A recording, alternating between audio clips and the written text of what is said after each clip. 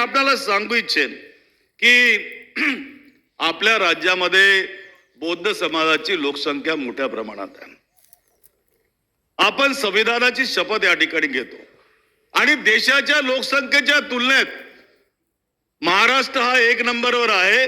14 October 1956 रोजी परमपूज्य doctor Babasaheb आंबेडकरांनी दीक्षाभूमीवर सर्वांना दीक्षा दिल्यानंतर हा समाज मोठ्या प्रमाणात या ठिकाणी उदयास आला अध्यक्ष महोदय. आणि त्या बौद्धांचं तीर्थस्थान, श्रद्धेचं स्थान, पवित्र स्थान बोधगया याच्या संबंधी आंदोलनं आज त्या ठिकाणी चाललेली आहेत. मी मागे सन्माननीय मुख्यमंत्र्यांना भेटलो, त्यांना निवेदन दिलं, त्यांना सांगितलं की बोधगया हे तीर्थस्थळ जे आहे सध्या बिहारच्या 1949च्या कायद्यानुसार चालत आहे. आणि जेव्हा स्वातंत्र्यपूर्व काळातील कायदे आपली सरकार आल्यानंतर 1950 नंतर जेव्हा संविधान लागू झालं तर ते निरस ठरतात. त्यामुळे केंद्र सरकारला आम्हा सर्व बौद्धांची भावना म्हणून आपण केंद्राकडे शिफारस करा की ते बौद्ध तीर्थस्थान बौद्धांसाठी खुलं करा. आज बौद्धांच्या ताब्यात नाही ते हिंदूंच्या ताब्यात आहे, तर ते बौद्धांना कसं मिळेल या संबंधी विनंती मी माननीय मुख्यमंत्री महोदयांना केला होता. आणि मुख्यमंत्री महोदय मला म्हणालेत की मी निश्चितच या संबंधी शिफारस करेल. आपल्या राज्यातील लोकांच्या भावना आहेत, त्या भावनांना निश्चितपणे त्या ठिकाणी न्याय कसा मिळेल याचा आपण प्रयत्न करू.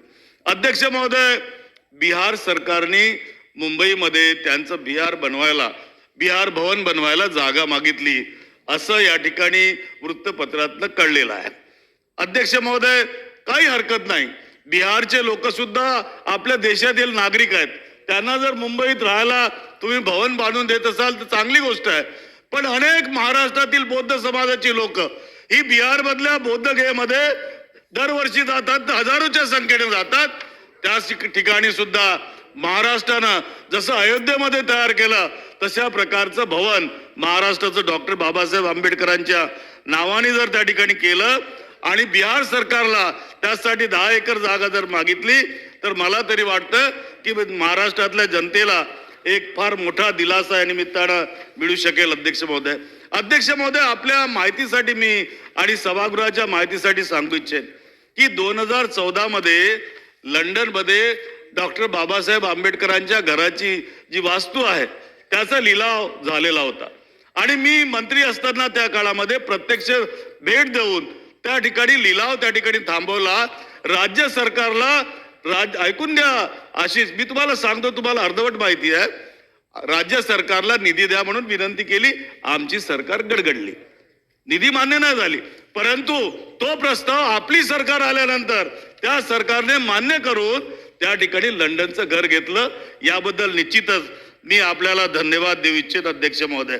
परंतु आणि सरकारचं कौतुकही करेल, सरकारने देवेंद्र फडणवीसजीच मुख्यमंत्री होते, त्यांच्या नेतृत्वातच ते घडलेलं आहे आणि त्यामुळे तुम्ही धन्यवादाचे पात्र आहात, नाही आहात अशातला भाग नाही. परंतु अध्यक्ष महोदय, काय होत आहे, साताऱ्यामध्ये ज्या शाळेमध्ये परमपूज्य डॉक्टर बाबासाहेब आंबेडकर शिकलेत त्या ठिकाणी स्मारक व्हावं असं सातारकरांची नव्हे तर महाराष्ट्राच्या आंबेडकरी जनतेची इच्छा आहे. ते ऐतिहासिक स्थळ त्या ठिकाणी स्मारक म्हणून आपण उभा राहावं अशी विनंती सुद्धा या ठिकाणी करायला मी विसरू शकत नाही. अध्यक्ष महोदय, नागपूरच्या दीक्षाभूमीवर विजयादशमीच्या दिवशी 10-12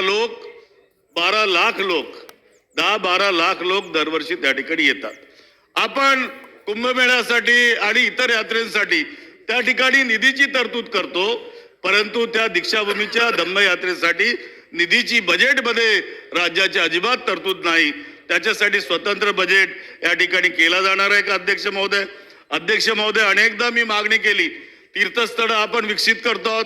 तीर्थस्थळासाठी नागपूरमध्ये नागलोक, बुद्धभूमी, प्राचीन इंदोरा बुद्धविहार आहेत, जागतिक दर्जाची स्थळं, तिथं जगातली लोक त्या ठिकाणी दरवर्षी भेटी देतात. परंतु त्या ठिकाणी ती व्यवस्था अजूनपर्यंत झालेली नाही. तीर्थस्थळाचा दर्जा देण्यात आलेला नाही. तो दर्जा राज्य सरकारने द्यावं ही सुद्धा या ठिकाणी विनंती करतो. आणि अध्यक्ष महोदय, अजिंठा वेरूळ ही लेणी आपल्या देशात नाही जगातले लोक त्या ठिकाणी बघायला येतात. त्यामुळं त्या ठिकाणचा संभाजीनगरचा एक जागतिक परिसरामध्ये मोठं नाव आहे त्या ठिकाणी अध्यक्ष महोदय. तिथं अतिक्रमणं वाढलेली आहेत, पर्यटनासाठी मूलभूत सोयी नाही आहेत त्या ठिकाणी अध्यक्ष महोदय. त्यामुळं त्या ठिकाणी सुद्धा लक्ष देण्याची गरज आहे अध्यक्ष महोदय.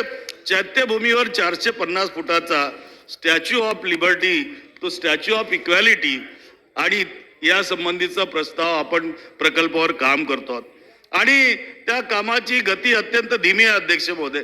ते काम कधी पूर्ण होणार, त्याची डेडलाईन काय, केवळ निधी मंजूर करून चालत नाही, तर तो वेळेत खर्च होणं गरजेचं आहे अध्यक्ष महोदय. त्यामुळं त्या संबंधाने सुद्धा त्या ठिकाणी काम झालं पाहिजे अध्यक्ष महोदय.